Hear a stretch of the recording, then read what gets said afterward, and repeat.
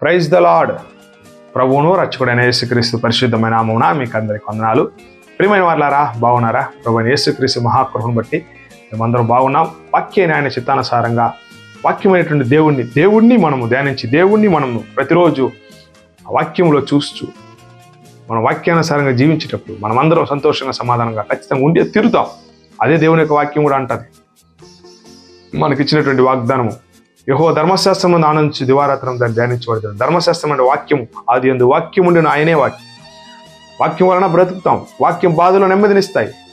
అదే వాక్యం ఇంకొక మాట మనకు కీర్తనకారుడు 119:105 చెప్పినటువంటి మాట, నీ వాక్యము నా పాదమునకు దీపమును నా త్రోవకు వెలుగునై ఉన్నది. ఈ లోకములో మనం జీవించేటువంటి జీవిత యాత్రలో మనకు పాదమునకు దీపం, త్రోవకు వెలుగు. పాదములకు దీపం. నువ్వు నడవాలంటే నీ జీవితంలో ముందుకు వెళ్ళలేని పరిస్థితిలో ఉన్నావా?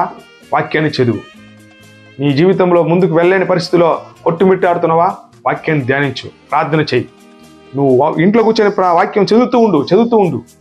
చదవాల్సిన వారు అంతే, చదువుతూనే ఉండాలి. చదువుతూ ఉంటే నీకు ఆశీర్వాదం తనంతట తాను అది వెతుకుని వస్తాయి. నీ ముందుకు ఎదగలుగుతావు, ఆర్థికంగా ఎదగలుగుతావు, వ్యాపారంలో ఎదగలుగుతావు, అభిషేకంలో ఎదగలుగుతావు, ఆత్మీయ జీవితంలో ఎదగలుగుతావు. ఇంకా నువ్వు చేసే ప్రతి ప్రయత్నంలో, వ్యవసాయంలో ఎదగలుగుతావు. నువ్వు చదువుల్లో, ఉద్యోగంలో ఎదగలుగుతావు, చదువులో రాణించగలుగుతావు. ఏది చేయాలన్నా వాక్యం. నీ జీవితంలో ఏది కావాలన్నా నీకు వాక్యమే. ప్రతిదానికి వాక్యం నీ పాదమునకు దీపం. ముందుకు వెళ్ళాలంటే దీపంగా ఉండాలి. ఆ వాక్యం నీకు దీపంగా ఉండాలి. ఒక అడుగు ముందుకు వేయాలంటే చీకట్లో ఉన్న పరిస్థితిలో అడుగు వేయాలంటే దీపంగా ఉండాలి. పాదములకు దీపం, త్రోవకు వెలుగు. వెళ్ళేటువంటి త్రోవకు అది వెలుగుగా ఉంటుంది.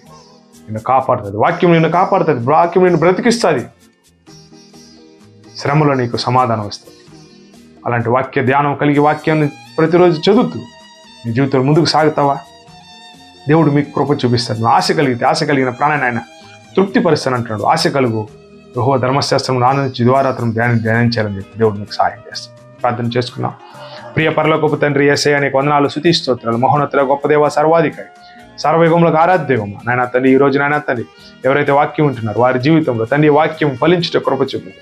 వాక్యానుసారం జీవించి ప్రభువా చెప్పినటువంటి వాక్యం ప్రకారంగా యెహోవా ధర్మశాస్త్రం ఆనందించి దివారాత్రం దాన్ని ధ్యానించబడి అది ఎందు వాక్యం ఉండే వాక్యం తండ్రి ప్రభా, మీరే వాక్యమైన దేవుడు తండ్రి. నీ వాక్యము పాదమునకు దీపము, త్రోవకు వెలుగైనది. మా ఎదుగుదలకు మీరే నీ వాక్యమే సహాయం చేస్తుంది తండ్రి. ఆరోగ్య విషయంలో, వ్యాపార విషయంలో, చదువు విషయంలో, ఉద్యోగ విషయంలో, కుటుంబ విషయంలో తండ్రి, ఆర్థిక అప్పుల విషయంలో, ప్రతి విషయంలో తండ్రి ప్రభువా మాకు సహాయము నీ వాక్యమే. ప్రభువా ఆ ప్రియులకు తండ్రి సమాధానము, సంతోషము, నెమ్మదిని, ఆశీర్వాదాన్ని దయచేసి వాగ్దానం నెరవేర్చి నీ రాకడకు సిద్ధపరిచి అతి త్వరగా మీరు రానే ఉన్నారు కనుక ఆ రాకడలో ఎత్తబట్టకు మీరే కృప చూపించవలసింది ప్రార్థన చేస్తూ మీ చేతికి అప్పగించి పరిచర్లన్నీ దీవించవలసింది ప్రార్థన చేస్తూ యేసుక్రీస్తు పరిశుద్ధమైన నామమున అడిగి వేడుకొనుచున్నాము తండ్రి. ఆమేన్.